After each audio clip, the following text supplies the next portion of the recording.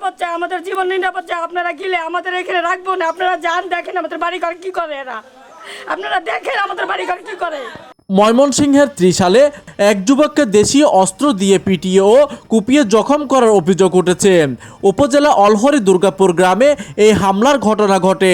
ভুক্তভোগী আজিম মিয়ার দাবি, হামলাকারীরা শুধু তাকে মারধরে করেনি, বরং গভীর রাতে তার বাড়িতে ঢুকে ভাঙচুর ও লুটপাটও চালিয়েছে।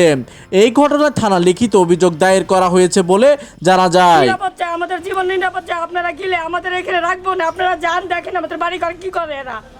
আপনারা দেখেন আমাদের বাড়ি ঘর কি করে। জানা যায় অলহরি দুর্গাপুর গ্রামের বাসিন্দা মোহাম্মদ আজিম মিয়ার সাথে প্রতিবেশী ইসমাইল, মফিজ, রাজ্জাক ও হৃদয়ের দীর্ঘদিনের সামাজিক ও পারিবারিক বিরোধ চলছিল। ভুক্তভোগীর অভিযোগ, এই বিরোধের জেরে তাকে দীর্ঘদিন ধরে হুমকি দুমকি দিয়ে আসছিল প্রতিপক্ষ। অভিযোগ অনুযায়ী গত 10 ফেব্রুয়ারি রাতে বাড়ির পাশে রাস্তায় হাঁটার সময় পূর্ব পরিকল্পিতভাবে দা, লাঠি, লোহার রড ও নৌকার বইটা দিয়ে আজিম মিয়ার উপর চড়া হয় অভিযুক্তরা। এক পর্যায়ে লোহার রড দিয়ে তার মাথায় আঘাতের চেষ্টা লেগে রক্তাক্ত জখম হন তিনি। শুধু তাই নয়, গত 12 ফেব্রুয়ারি গভীর রাতে আজিমের বাড়িতে ভাঙচুর, লুটপাট চালানোর অভিযোগ উঠেছে তাদের বিরুদ্ধে।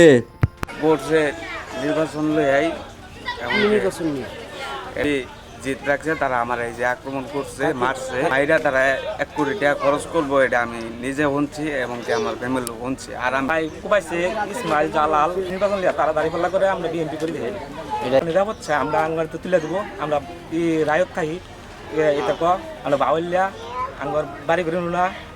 এইদিকে এই ঘটনার পর থেকে পুরো এলাকায় থমথমে পরিস্থিতি বিরাজ করছে।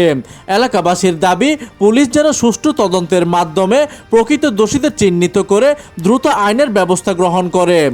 ত্রিশাল থানা পুলিশ জানিয়েছে অভিযোগটি হাতে পেয়েছে তারা এবং তদন্ত সাপেক্ষে প্রয়োজনীয় ব্যবস্থা নেওয়া হচ্ছে বলে গণমাধ্যমকে জানান। প্রতিনিধি শিরিনা ইসলামের তথ্য ও পাঠানো চিত্রে ডেস্ক নিউজ, দিগন্তের বার্তা 24, ত্রিশাল।